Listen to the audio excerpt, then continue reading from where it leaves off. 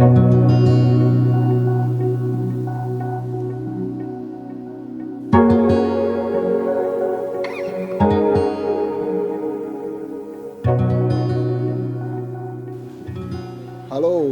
halo Sobat Sportase Official nih. Sportase sekarang ada sebuah, oh ya kita belum kenal nih, nama gue Sandi. Dan untuk edisi kali ini kita bukan bincang bola atau bincang-bincang yang lain ya. Jadi Sportase ini ada sebuah program baru nih. Program baru ini namanya adalah Bincangin Klub, atau Inggrisnya bisa kita sebut sebagai Bincang in the Club. Jadi Sportase ini akan ngomongin soal klub-klub olahraga, termasuk di dalamnya adalah klub-klub yang bermain di Liga 1. Nah, untuk edisi perdana ini kita akan ngomongin dua klub besar yang besok akan bertemu. Tepatnya di pekan 8 Liga 1 di Stadion Sijalak Harupat. Ya, akan ada laga yang mempertemukan Persib Bandung melawan Persebaya Surabaya nih. Dua klub yang kita kenal dengan kedekatan antar supporternya, dan juga kita tahu kan ada Chen yang mencerminkan bahwa Persib dan Persebaya ini adalah dua klub yang memang memiliki sebuah ikatan emosional gitulah ya. Untuk laga kali ini bisa dibilang adalah salah satu laga big match lah di Liga 1 ya. Bagaimanapun kita bisa melihat Persib dan Persebaya ini sekarang berada di papan atas klasemen sementara Liga 1.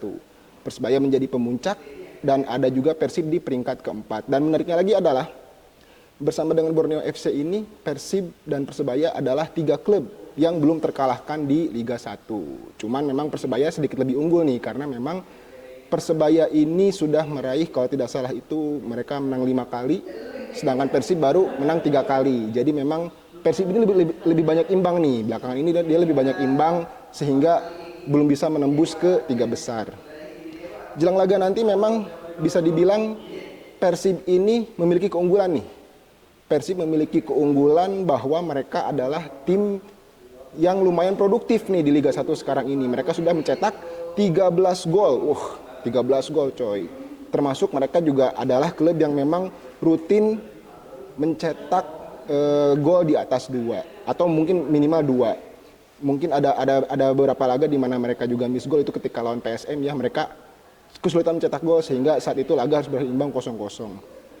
Dan untuk Persib sendiri memang sekarang ini mereka udah mulai ini ya, terutama tampak ketika 2 laga terakhir lawan Madura United dan juga ketika mereka bermain di AFC Champions League 2 melawan Zhejiang, tampak bahwa permainan Persib ini sekarang sudah mulai lebih cair ya.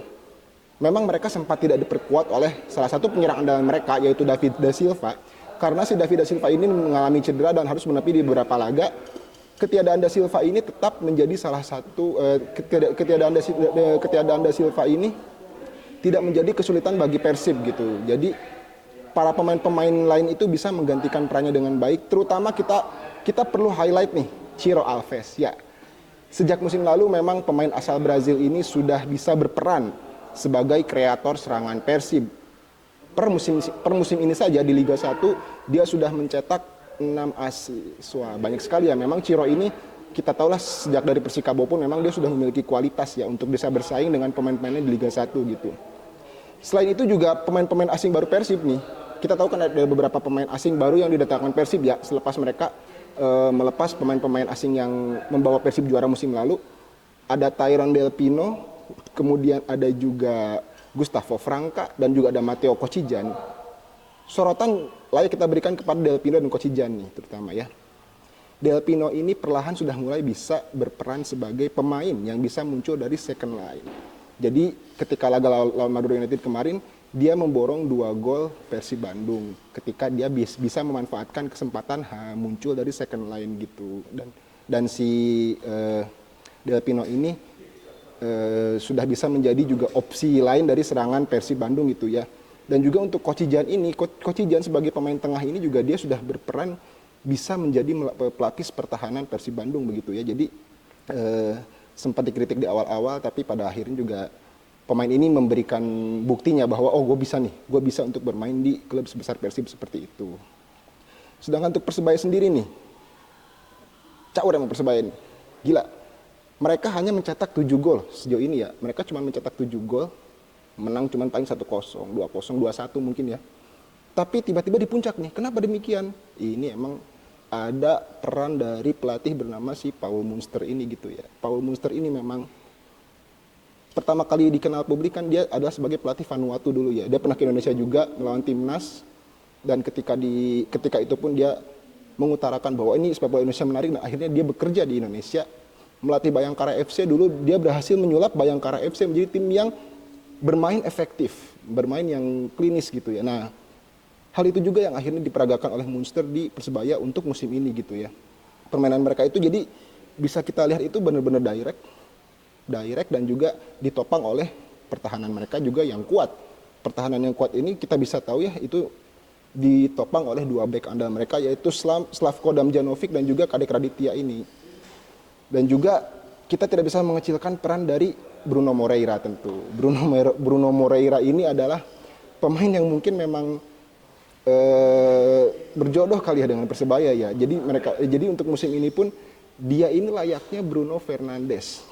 Bruno Fernandes tahu kan? Nah, Bruno Fernandes ketika awal-awal dia datang ke MU, jadi benar-benar menjadi motor serangan, jadi kreator serangan untuk Persebaya, dan dia sejauh ini menjalankan perannya dengan baik di lini depan Persebaya Surabaya seperti itu. Dan juga jangan lupakan ya, Persebaya ini juga sekarang masih diperkuat beberapa pemain lokal yang berkualitas ya. Pemain-pemain lokal berkualitas itu salah satunya adalah Malik Rizaldi. Ya, betul sekali. Malik Rizaldi ini juga pemain yang tidak bisa kita anggap sembarangan ya, selain karena memang dia pun kemarin baru debut bersama timnas kan lawan Bahrain, dan sekarang Malik Rizaldi ini juga waktu sebelum dipanggil ke timnas dia sempat menjadi pemecah kebuntuan. Ya, pemecah kebuntuan bagi Persebaya ketika mereka menang lawan Persis Solo dengan skor 2-1 seperti itu. Menarik sih emang kita kalau ngebahas Persib dan Persebaya ini ya, banyak sekali hal menarik ya. Tapi kalau kita bicara soal Persib sendiri nih, bukan berarti juga dia tidak ada celah ya. Mereka bisa mencetak 17 gol. Mereka bisa mencetak 13 gol, tapi mereka sejauh ini kebobolan 7 gol. 7 gol loh, bukan angka kecil ya. Termasuk 2 gol terakhir kemarin lawan Madura United, mereka bisa kebobolan 2 gol. Memang sepertinya ada masalah juga nih di lini pertahanan Persib ya. Bagaimana Nick Kuipers ini agaknya mungkin masih harus menyesuaikan diri dengan Gustavo Franca, yang merupakan juga pemain baru yang didatangkan untuk musim ini ya, pengganti dari Alberto Fernandes ya. Beberapa kali ini jadi bisa kita lihat ya, termasuk ketika lawan Zhejiang kemarin juga di AFC Champions League 2, dan juga ketika melawan Port FC di laga pertama AFC Champions League 2, bagaimana sih pertahanan Persib ini mudah ditembus oleh umpan-umpan terobosan. Memang selalu ada ini ya, tampak ketika Persib ini bertahan, kadang-kadang ada beberapa jarak antar pemain yang pada akhirnya si jarak itu tuh bisa dimanfaatkan dengan baik oleh pemain-pemain lawan gitu.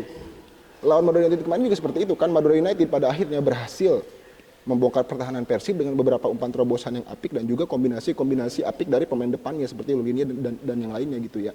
Dan itu harus jadi sesuatu yang harus dibenahi oleh Persib gitu. Dan juga Persib ini karena dia kebobolan 7 gol, clean sheet-nya pun pada akhirnya jarang nih. Ini berdasarkan catatan yang saya kumpulkan ya, bahwa Persib ini hanya sekali clean sheet. Cuman sekali clean sheet musim ini ya. Itu pun terjadi ketika mereka bermain imbang melawan clean sheet-nya tidak sekali ternyata. Clean sheet-nya adalah 2 kali. 2 kali. Dan salah satunya itu terjadi justru ketika mereka imbang lawan PSM Makassar gitu ya. Jadi memang masalah pertahanan ini harus segera dibenahi oleh Bojan Hodak ya. Bagaimana sebenarnya bisa kita bilang pertahanan Persib ini jadi salah satu tumpuan yang membawa mereka sukses untuk menjuarai Liga 1 musim lalu, dan sekarang justru malah menjadi sebuah masalah yang harus segera dibenahi oleh Bojan ya. Seperti itu. Dan juga untuk Papa Victor Igbonevo ini memang sudah tua, sudah berumur ya. Mungkin memang agak susah kalau Papa Victor ini diajak untuk mengatasi umpan-umpan terobosan dan juga permainan-permainan kombinasi di lini depan lawan yang lincah gitu ya. Itu Papa Victor juga harus jadi sedikit sorotan tuh seperti itu. Sedangkan untuk Persebaya, nah Persebaya ini sudah kesulitan kemarin ketika mereka melawan Dewa United nih. Saat mereka bersua Dewa United, bagaimana akhirnya laga berkesudahan dengan skor 0-0, ketika itu Dewa salah satu strategi yang mereka terapkan adalah mengunci seorang Bruno Moreira. Bruno Moreira mereka kunci, pergerakannya mereka batasi. Akhirnya apa yang terjadi? lini depan kelimpungan. Meskipun pada akhirnya Persebaya sempat mencetak gol ya lewat Malik Rizaldi, tapi itu pun kan golnya offside gitu seperti itu ya. Ketika Bruno Moreira dikunci ini, Persebaya ini seolah hilang arah. Ini serangan mau dikemanakan nih gitu kan? Ini mau ditujukan kemana nih? Nah, itu jadi PR juga bagi Persebaya ya untuk laga lawan Persib nanti. Untuk Persebaya sendiri nih, sebenarnya juga ada satu opsi yang bisa mereka pakai ya untuk memaksimalkan lini serang mereka, yaitu apa? Memaksimalkan peran dari seorang Francisco Rivera. Francisco Rivera ini kan kita tahu ya statusnya sebagai pemain terbaik Liga 1 musim lalu. Bersama Madura United juga dia kunci kan musim lalu bagaimana Rivera bisa mengantarkan Madura United ke final Liga 1, meskipun akhirnya kalah oleh Persib juga ya di final gitu kan. Tapi memang kualitas dari pemain ini juga adalah dia bisa menjadi distributor bola di area sepertiga akhir dan seperti itu, dan hal itulah yang belum terlalu terlihat di Persebaya musim ini. Nah, mungkin Persebaya bisa memanfaatkan itu ya. Dan untuk Persib nih, saya pertahanannya harus dibenahi ya. Untuk Persib, pertahanannya harus dibenahi karena sering terjadi beberapa momen terutama setelah unggul terkejar nih Persib nih. Ataupun ketika sudah unggul jauh mereka gagal clean sheet karena pertahanan mereka bobol oleh lawan. Nah, hal-hal ini juga harus diwaspadai oleh Persib ya, terutama ketika mewaspadai lawan-lawan yang memiliki kualitas lini serang yang apik macam Persebaya ini gitu ya. Jadi untuk laga nanti sih mungkin prediksi saya ya mungkin laga akan berlangsung dengan ketat ya, layaknya laga-laga besar gitu kan. Oh, satu lagi nih. Persib sulit tentunya karena apa? Tidak ada dukungan supporter, tidak ada fans gara-gara Persib menerima hukuman dari Komdis PSSI pasca kerusuhan selepas laga lawan Persija kemarin ya. Itu pun akan memberikan efek psikologis tersendiri mungkin ya bagi pemain ya, tanpa dukungan dari supporter gitu kan, bagaimana stadion sepi dan semacamnya gitu. Ya mungkin untuk laga nanti akan berlangsung ketat Persib Persebaya, asalkan mereka mampu membenahi kelemahan yang ada di timnya sejauh 7 laga ini. Salah satu di antara mereka berpeluang untuk meraih kemenangan gitu. Apalagi untuk Persib sendiri pasti mereka butuh 3 poin untuk merapatkan jarak mereka dengan Borneo FC dan juga Bali United yang berada di atas mereka gitu kan, seperti itu. Ya, untuk edisi perdana ini demikian bincang in the club bersama saya Sandi Firdaus. Nantikan bincang in the club lainnya dan kita masih akan kedepannya ngomongin lagi klub-klub lain, baik itu klub Liga 1 maupun klub-klub dari olahraga lain, seperti itu. Ciao.